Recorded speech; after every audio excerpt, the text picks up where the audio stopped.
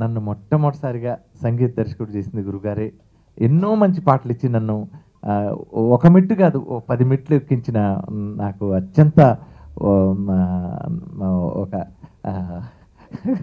మా గురుగారు. సో నాకు ఈ సినిమాకి అవకాశం ఇచ్చినందుకు మరొక్కసారి నా ధన్యవాదాలు తెలియజేసుకుంటూ, గురుగారు మన చదలవాడ శ్రీనివాసరావుకి, తిరుపతి రావుకి, మేడం గారికి అందరికీ ధన్యవాదాలు తెలియజేసుకుంటున్నాను. Thank you. ఈ సినిమా చదలవాడ శ్రీనివాసరావు గారు అనుకున్నప్పుడు నన్ను ఆర్ నారాయణమూర్తి గారు పిలిపించి నన్ను శ్రీనివాసరావు గారి దగ్గరికి వాళ్ళ ఇంటికి తీసుకెళ్లారు. అక్కడ ఆయన నాకు కథ చెప్పారు. ఇప్పుడు మీకు నారాయణమూర్తి గారు చెప్తానే ఉన్నారు, ఈ సినిమాలో వేరే రకంగా పాటలు రాయించాలి, వేరే రకంగా పాటలు మ్యూజిక్ చేయించాలి అని అన్నారు. ఈ సినిమాలో వందే మాతరం గారు హీరో అని అన్నారు. ఇప్పుడు నిజమది. ఎందుకంటే ఆయన ఇచ్చిన ట్యూన్కి నేను రాయలేదు, నేను రాసినటువంటి లిరిక్స్కి ఆయన ట్యూన్ కట్టారు. ఒక మహాదేవన్ గారు లాగా. మహాదేవన్ గారు ఎప్పుడు కూడా పాటకు ట్యూన్ ఇచ్చేవారు కాదట. నేను చాలా సినిమాల్లో చాలా పాటలు నేను పాట రాస్తే వందే మాతరం గారు దానికి ట్యూన్ చేశారు. పాటకు ట్యూన్ కట్టేటువంటి ఒక అద్భుతమైనటువంటి ప్రతిభ కలిగినటువంటి సంగీత దర్శకులలో వందే మాతరం గారు ఒకరు.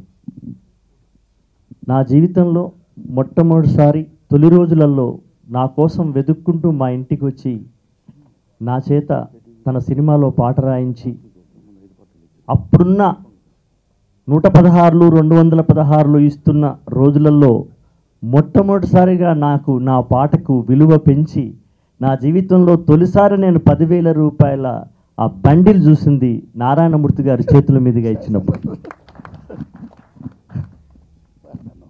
ఇందులో అదృష్టం ఏంటంటే సహజ నటి, మహానటీమణి అనాలి మేము చిన్నవాళ్ళం కాబట్టి, జయసుధమ్మ గారు వారికి పాటలు రాసేటువంటి అవకాశం, అది మా ప్రజానటుడు పీపుల్ స్టార్ నారాయణమూర్తి గారికి. అసలు నారాయణమూర్తి గారికి జయసుధ గారికి ఒక యుగళ గీతం అనగానే రాయడం మొదలుపెట్టిన నాకే చాలా థ్రిల్లింగ్గా అనిపించింది. ఎందుకంటే సూర్యుడు చంద్రుడు జనరల్గా కలుసుకోరు. చందమామని ఇప్పుడు చంద్రిక అందం, సూర్యుడు తూర్పునుంటాడు, చందమామ ఎప్పుడో వస్తుంది రాత్రి. ఈ రెండు కలయికలు సూర్యుడికి చంద్రుడు కలిసి ఆడుకుంటే పాట రాయి అంటే ఎట్లా ఉంటుందో పీపుల్ స్టార్ నారాయణమూర్తి గారేంటి, ఒక మహాద్భుతమైనటువంటి సహజ నటీమణి జయసుధ గారేంటి, ఇద్దరి మధ్యన డ్యూయట్ అన్నప్పుడు నిజంగా మొదటిసారి నా కుడి చెయ్యి వణికింది. ఎలా రాయాలి అసలు? అమ్మగారి గురించి రాస్తున్నప్పుడేమో ఆ చిన్న మైక్రో ఒక చిన్న అక్షరానికి కూడా 1,00,000 భావాలు కనుబొమ్మలతోటి మెడ విరుపుతోటి చూపించగలిగినటువంటి మహానటీమణి. ఒక్క ఆవేశమైన పదం ఇస్తే భూనభోంతరాలు దద్దరిల్లగలిగినటువంటి ఒక అగ్నిపర్వతం ఆర్ నారాయణమూర్తి గారు. అగ్నిపర్వతానికి అమృత భాండానికి కలిపినటువంటి యుగళగీతం రాసే తొలి అదృష్టం నాదేనని 23 సంవత్సరాల సినిమా తల్లి చదలవాడ శ్రీనివాసరావు గారి రూపంలో వచ్చి నాకు ఈ అద్భుతమైన అవకాశం ఇచ్చినట్టుగా నేను భావిస్తున్నాను. అలాగే చాలామంది ఏమంటున్నారంటే నారాయణమూర్తి గారంటే ఇలా ఉన్నారు, ఇట్లా కనిపిస్తున్నారు అంటున్నారు సార్. ఇప్పుడు మొదటిసారిగా నారాయణమూర్తి గారిని ఒక దిలీప్ సార్ లాగా, ఒక ఎంజీఆర్ లాగా ఇలా మారారు అని అనిపించుకుంటున్న ప్రేక్షకులకు నా మిత్రులు చెప్తా ఉంటే ఆ ఘనత నిజంగా మీది కాదు సార్, శ్రీనివాసరావు కాదు సార్. మీరు ఏమనుకోదు సార్, ఇది మా శ్రీనివాసరావు గారు.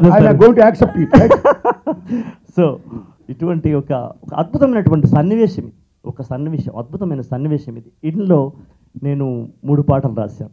అసలు ఇందులో నేను చెప్పినటువంటి పోలికలు చాలా ఉంటాయి. సూర్యుడు ఒకవైపు, చంద్రుడు ఒకవైపు. అట్లాగే ఎప్పుడైనా నారాయణమూర్తి గారి సినిమాలో ఒక బైరాగి, ఒక నాగయ్య గారు లాంటి వాళ్ళు, ఒక సన్యాసి, ఒక జీవిత సర్వసంగ పరిత్యాగి రాసే పాట నారాయణమూర్తి గారి సినిమాలో మనం ఎక్స్పెక్ట్ చేస్తామా? చదలవాడు శ్రీనివాసరావు గారు డైరెక్టర్ కాబట్టి ఎక్స్పెక్ట్ చేయాలి. అద్భుతమైనటువంటి ఒక వైరాగ్య గీతాన్ని ఆయన రాయించారు. పూర్తి పాఠం గుర్తులేదు కానీ ఎస్పీ గారు అండ్ హెడ్ కానిస్టేబుల్ అంతేనా సార్, కానిస్టేబుల్ సార్ ఉన్నారు. ఇందులో ఒక వాక్యం మాత్రం నాకు గుర్తుంది. ఒక సహజమైన ఇల్లాలుగా జయసుధ గారు ఏమంటారంటే, ఏమయ్యా నీ తోటి ఉద్యోగులు నగర శివార్లలో ఎన్ని ఆస్తులు సంపాదించుకున్నారో తెలుసా అని పాటలు అంటే, దానికి జవాబు ఆర్ నారాయణమూర్తి గారి యొక్క హృదయం, ఆయన రక్తగతం, ఆయన యొక్క పెరిగిన తీరు, ఆయన ఇండస్ట్రీలో ఆయన ప్రజలు చూస్తున్న ప్రజల మనిషిగా, ఆయన ఒక పోలీసుగా ఏమంటాడంటే, ఏమ్మా నగర శివారులో సంపాదించుకున్న ఆస్తులు తెలుసా అంటున్నావు, అది తెలీదో తెలుసు కానీ ఎదురు కాల్పుల్లో చనిపోయిన కానిస్టేబుల్ యొక్క అస్థికల విలువ నాకు తెలుసు అంటాడు. ఇది ఆ యుగల గీతంలో మేము చేసినటువంటి ప్రయత్నం అన్నమాట. ఏదేమైనా ఒక త్రిశూలంలో రాయిని ఆడది చేసిన అన్న పాటను హృదయంలో దగ్గరగా పెట్టుకొని ఈ పాట నేను మీకోసం రాశానమ్మా. నిజంగా మీకు పాట రాయడం, గురువుగారికి పాట రాయడం, దానికి పూర్తి క్రెడిట్ చదలవాడ శ్రీనివాసరావు గారికి, తిరుపతిరావు గారికి చెందుతుంది. ఇందులో అద్భుతమైనటువంటి అది ఉంటే, ఆర్ద్రత ఉంటే అది మా సీనన్నకి చెందుతుంది. ఇంకా జయసుధ గారి గురించి ఏం చెప్తూ ఉండి, మహాతల్లి, మహానటిమణి ఎన్టీ రామారావు గారు, అక్కిన నాగేశ్వరరావు గారు, శోభన్ బాబు గారు, కృష్ణ గారు, కృష్ణరాజు గారు, శివాజీ గణేశన్ గారు, అమితాబ్ బచ్చన్ గారు, జితేంద్ర గారు, నాతో నారాయణమూర్తి, నాతో కూడా మహాతల్లి, నాతో కూడా కాదు ఆమెతో నేను నటించా. సో అంత మహానటిమణి ఈవేళ మన సీడుని ఆవిష్కరిస్తున్నారండి. ఓ నిజాయితీ గల పోలీస్ హెడ్ కానిస్టేబుల్ గారిని, నవోదయ గౌడ్ గారిని శ్రీనివాస్ గారు పట్టుకొచ్చారండి, వారికి ఇస్తారండి. ఈ లోపల ఈరోజు ఈ ఫంక్షన్కి hero mister Vandema Srinivas. Audio function ఇది. Mister Vandema Srinivas is like Mahendra Kapoor to south. ఏమి రాగం, ఏమి స్టామినా, ఏమి ఆర్ద్రత, ఏమి మాధుర్యం. దాన్ని నుంచి గొప్ప గాయకుడు కాకుండా గొప్ప సంగీత దర్శకుడైనా. 30 ఏళ్ళ బట్టి నేను తీస్తున్న సినిమాలు కానీ అనేక సినిమాలు ఆయన చేసినా మేము చాలామంది ప్రజాకవులు బాణీలు తెచ్చుకుంటూ మేము చేసుకుంటూ వస్తున్నామండి. అందులో ఆయన కూడా స్వరాలు కట్టాడండి ఆయన. అలా కాకుండా బయట సినిమాలు ఏమైతే ఉన్నాయో, ఓ జయం మనదేరా, ఓ దేవుళ్ళు, ఓ పెళ్లి పందిరి, ఓ స్వయంవరం, ఇలా చిత్రాలకు ఆయన మ్యూజిక్తో అనన్య సామాన్యటువంటి కాంట్రిబ్యూట్ చేశాడండి ఆయన. అదే కోవలో మళ్ళీ హెడ్ కానిస్టేబుల్ వెంకటరామ సినిమాకి అంత బ్రహ్మాండమైన మ్యూజిక్ ఆయన బాణీలు కట్టాడండి, అలా ఇచ్చాడండి. Thanks mister Vandema Srinivas.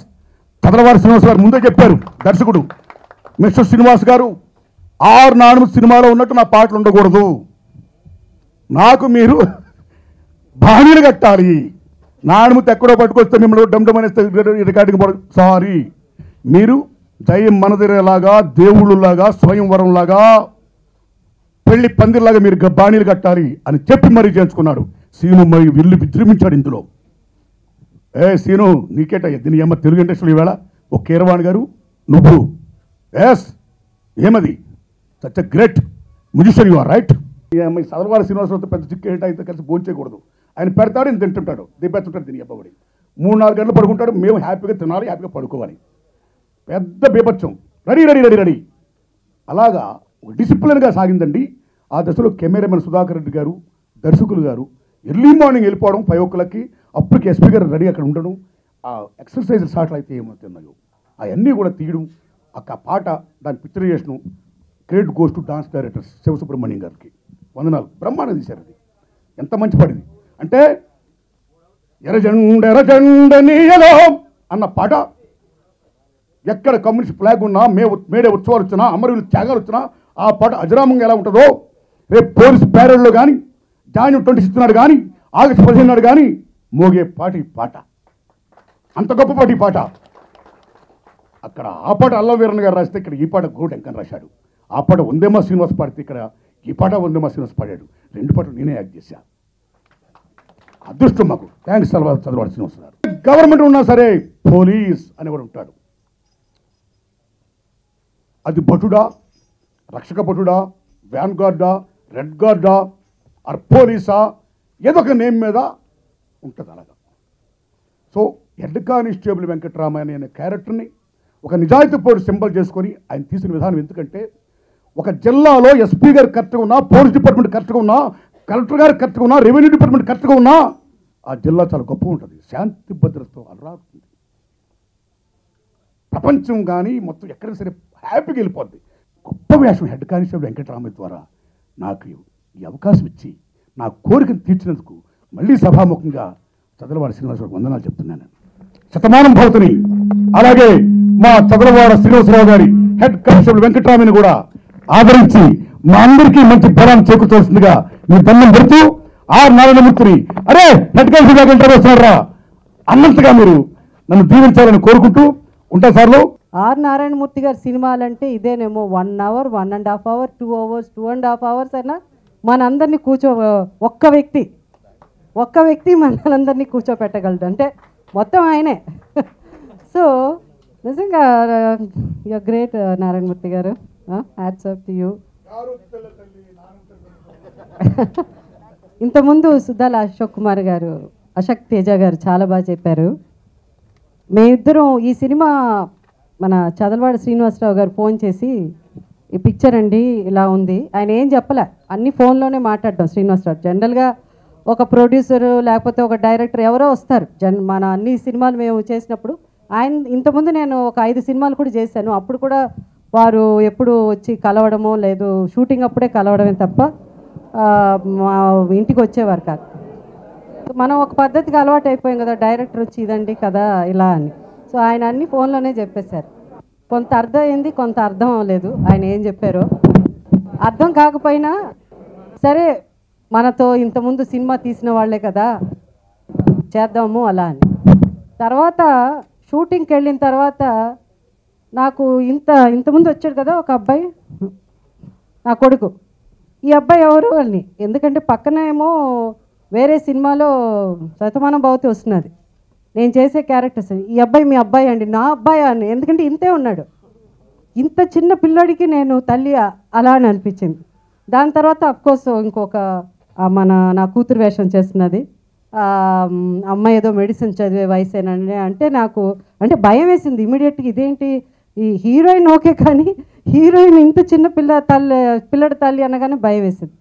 దాని తర్వాత ఎట్లా నారాయణమూర్తి గారితో ఎట్లా యాక్ట్ చేయడం, నిజంగా అండి ఈ సినిమాకి వచ్చినంత హైప్ కానీ కొంతమంది డాన్స్ మా సాంగ్ చూసి ఎవరన్నా పోస్టర్లు చూసి నవ్వుకున్నారేమో కానీ ఏదన్నా కావచ్చు, కానీ దీనికి వచ్చినంత క్యూరియాసిటీ, ఇది క్రియేట్ చేసినంత క్యూరియాసిటీ ఏ సినిమా ఈ మధ్యలో గొప్ప సినిమాలు అవ్వచ్చు, పెద్ద సినిమాలు అవ్వచ్చు, ఏదన్నా కావచ్చు, కానీ అసలు వీళ్ళిద్దరు ఏంటి, ఈ గొడవ ఏంటి, ఈ గోల ఏంటి అలానే చాలామంది అనుకున్నారు.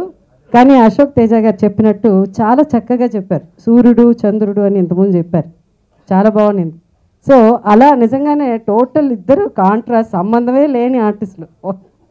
ఆయన స్టైల్ వేరే, నా స్టైల్ వేరే. కానీ మీరు పాటలు చూశారు కదా, ఎక్కడన్నా అనిపించింది మీకు చాలా న్యాచురల్గా ఒక చక్కటి హస్బెండ్ అండ్ వైఫ్ పేరు అలానే అనిపించింది. ఎక్కడ ఆర్టిఫిషియల్గానో ఏది అనిపించలేదు.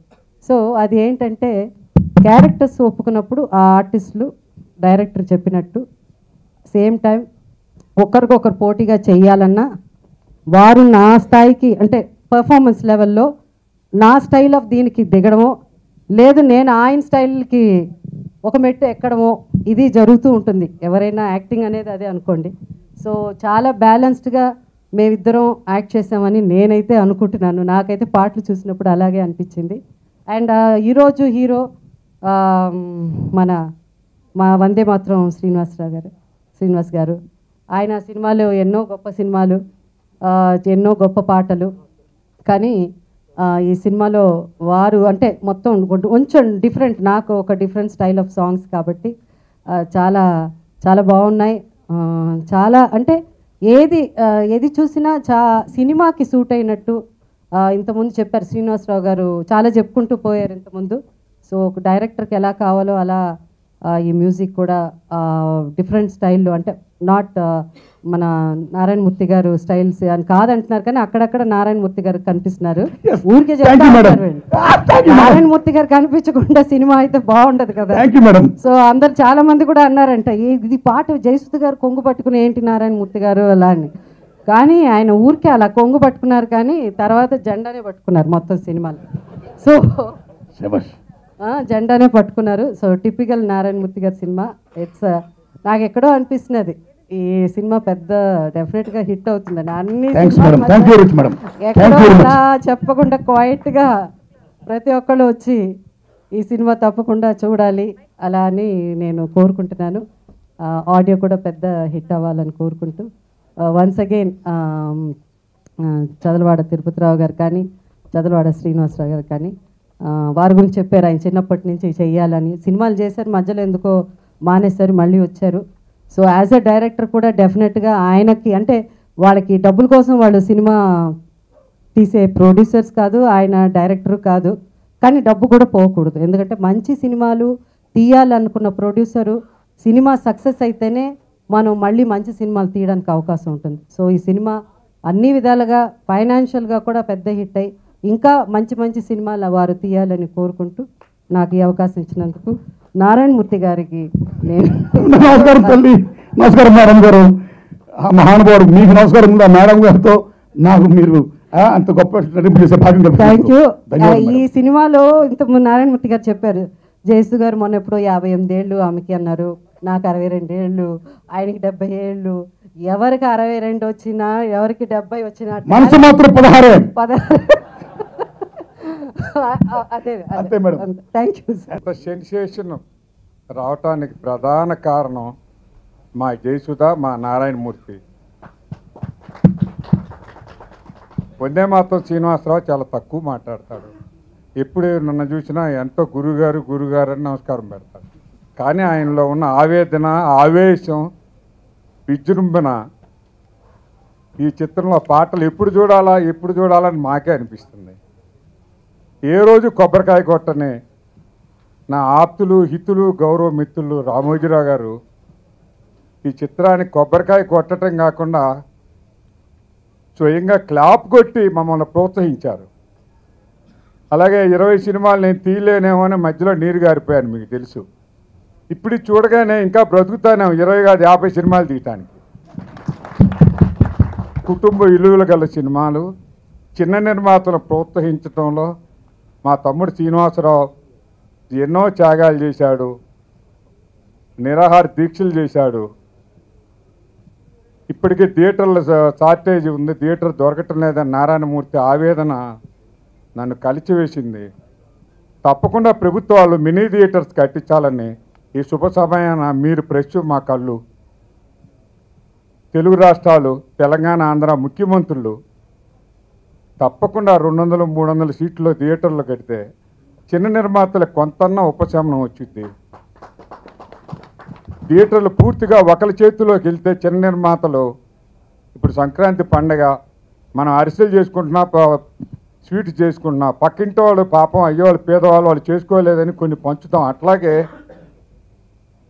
చిన్న నిర్మాతలు పండగ రోజుల్లో మీ సినిమాలు ఏందండి అవతల 2000-3000 థియేటర్లు వస్తుంటాయి అంటే వీళ్ళు పండగ చేసుకోకూడదా, వీళ్ళు ఆనందించకూడదా? సంక్రాంతి పండగ, వానాకాలం ఏ సినిమాలు లేని రోజుల్లోనే వెయ్యాలా?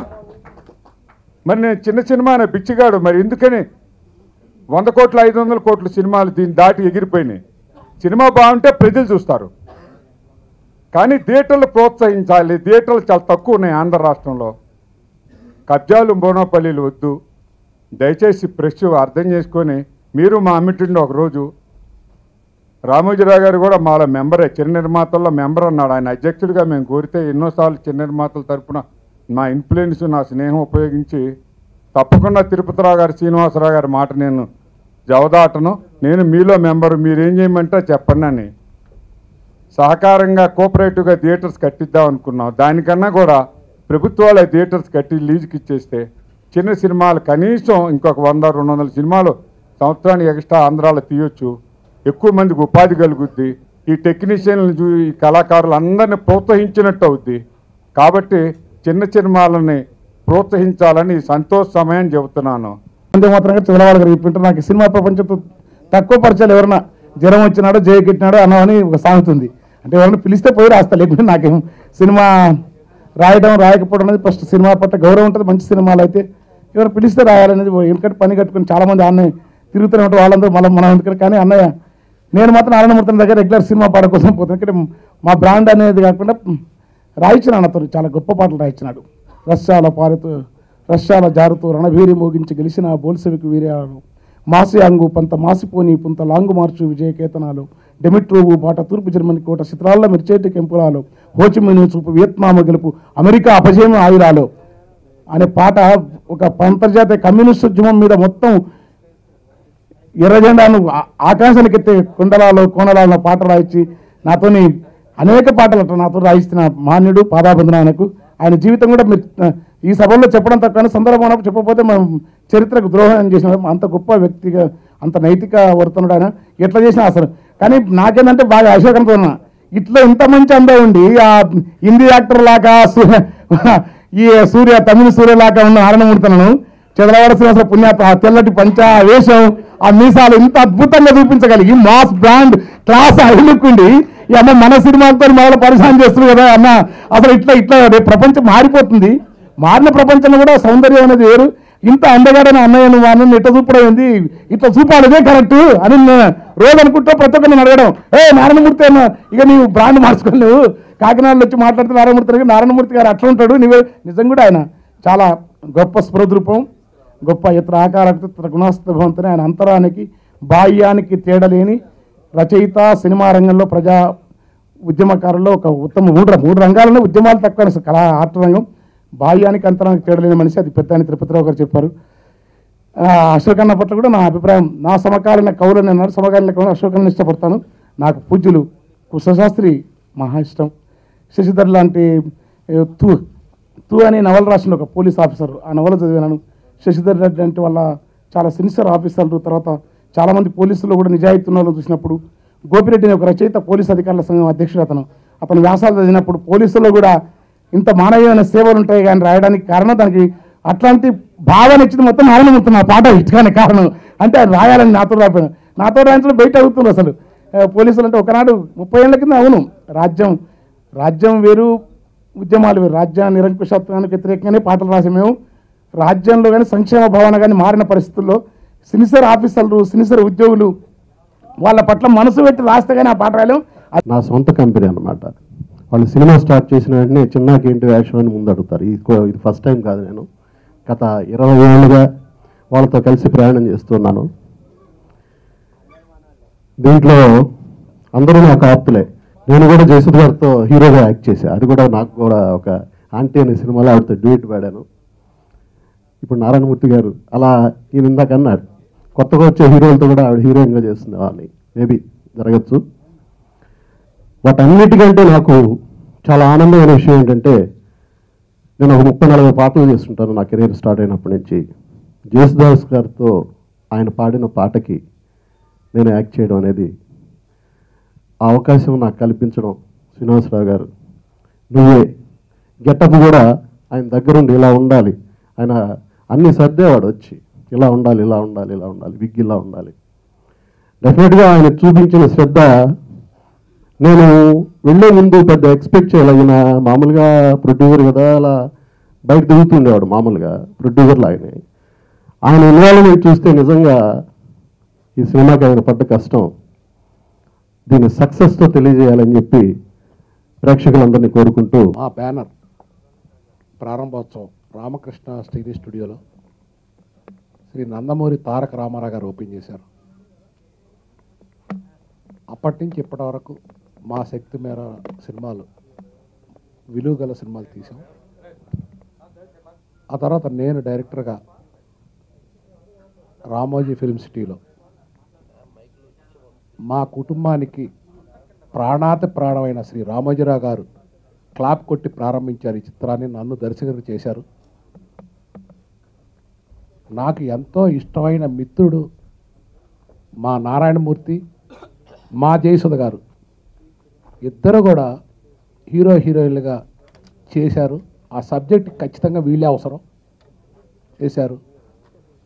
ప్రతి టెక్నీషియన్, మిగతా ఆర్టిస్టులు, చిన్న గారి నుంచి చలపతి గారి దగ్గర నుంచి, వైవిజయ గారి దగ్గర, సుధా గారి నుంచి అందరూ కూడా ఈ సినిమాకి ఒక ఇంటిని పిల్లర్స్ మోసినట్టు వాళ్ళు మోసి బాగా వాళ్ళు యాక్ట్ చేశారు. నారాయణమూర్తి గారు మీకు తెలుసు, ఆయన నిర్మాత, దర్శకుడు.